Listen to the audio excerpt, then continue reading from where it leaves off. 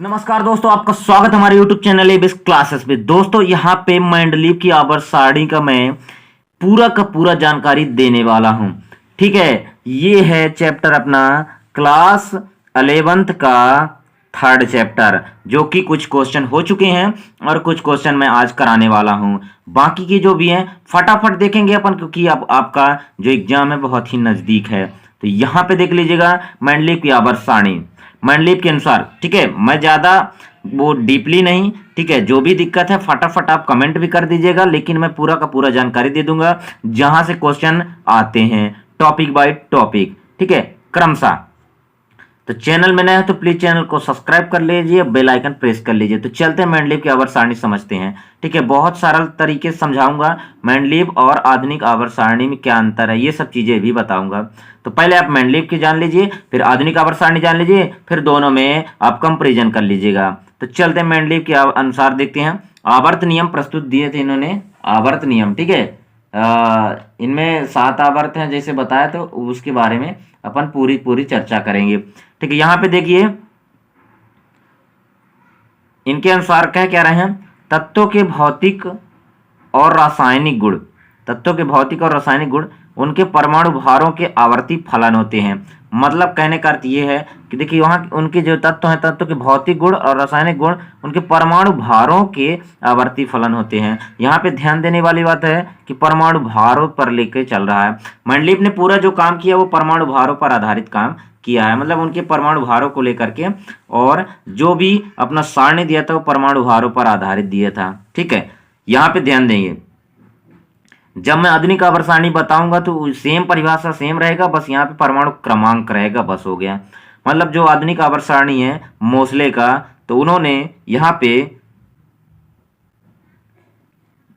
परमाणु क्रमांक लिया था। ठीक है, परमाणु क्रमांक लिया था, और कहें तो संख्या, परमाणु संख्या लिया था, एटॉमिक नंबर, उस पर आधारित। जैसे ये जो मोसले हैं, मंडलीप हैं, इन्होंने परमाणु भार के आधार पर सभी तत्वों को रखा, लेकिन जो आपके आधुनिक आवर्त सारणी मोसले जी हैं उन्होंने क्रमांक के आधार पर रखा था। तो ये हो जाएगा मंडलीप के अनुसार। अच्छा, चलता हूँ, ये क्वेश्चन यहाँ पे आता है कि मंडलीप की आवर्त सारणी की उपयोगिता बताइए। तो उपयोगिता क्या है इसके बारे में अपन जानते हैं विधिवत तरीके से, पूर्ण रूप से, क्योंकि ये जो क्वेश्चन है यदि 3 नंबर का आ जाता है, ठीक है, 3 नंबर का आ जाता है, तो एक तो परिभाषा पूछ लेगा और दूसरा उसकी उपयोगिता 2-3 पूछ लेगा, 4 नंबर का यदि आएगा तो यहाँ पे देख लीजिए, तत्वों के गुणों आदि के अध्ययन में सुविधा। अच्छा, उन्होंने बनाया क्यों, और अच्छा बनाया तो उसका उपयोग क्या था।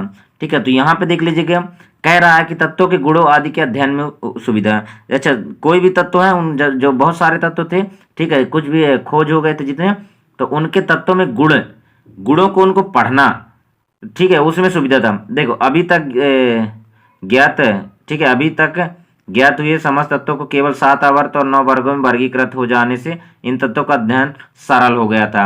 उतने टाइम पे 7 आवर्त थे और 9 वर्ग थे, लेकिन आज के आधुनिक आवर्त सारणी में अपने 18 वर्ग हैं और 7 आवर्त हैं। तो उस प्रकार से इन्होंने बताया कि यदि ऐसा कर दिया जाए व्यवस्थित रूप से तो सरल हो जाता है याद करना, ठीक है, उसके बारे में ज्ञात करना।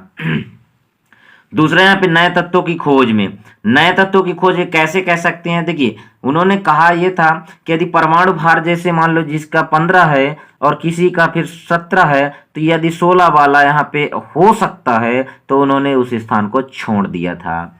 ठीक है, कि नए तत्वों की जो खोज होगी और यदि उसका 16 आता है तो यहाँ पे उसको रख सकते हैं। ऐसे ही देखिए मंडलीप ने अपनी आवर्त सारणी में कुछ अज्ञात तत्वों के लिए खाली स्थान छोड़ दिए थे, किंतु इन स्थानों पर होने वाले तत्वों के विषय में उसने इनके गुण सहित पहले ही भविष्यवाणी की थी। अच्छा, कहने का अर्थ यह है कि जैसे मान लो 2 जगह पर एक उन्होंने छोड़ दिया, क्योंकि भविष्य में हो सकता है कि ऐसे तत्व आए जो कि ये हो, लेकिन उन्होंने बताया कि यहाँ पे जो रखे जाएंगे उनका गुण इन दोनों गुणों के लगभग सेम होगा। तो यहाँ वहां के गुण को उन्होंने बता दिया था, बस तत्व को खोज करना बाकी था। यहां तक हो गया आपका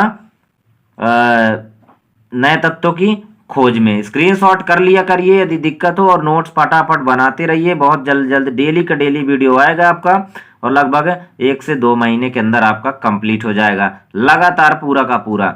ठीक है, यहाँ पे बायो वाले भी केमिस्ट्री पढ़ सकते हैं। कुछ लोग तो कहते हैं सर हम बायो लिए तो बायो में क्या केमिस्ट्री नहीं होती, होती है। मैथ्स वाले भी केमिस्ट्री पढ़ लीजिए। चलिए दिखाता हूँ आपको संदिग्ध परमाणु द्रव्यमानों के संशोधन में। अच्छा, कहने का अर्थ यह है कि कुछ परमाणु द्रव्यमान में थोड़ा सा डिस्टरबेंस था, थोड़ा सा संशोधित करना था, तो उसको भी उन्होंने सुधारने के लिए संशोधन किया था। ठीक है, कुछ के मान गलत थे। तो यहाँ तक आपका हो चुका है मंडलीय की आवर्त सारणी की उपयोगिता। ठीक है, चलते हैं आगे।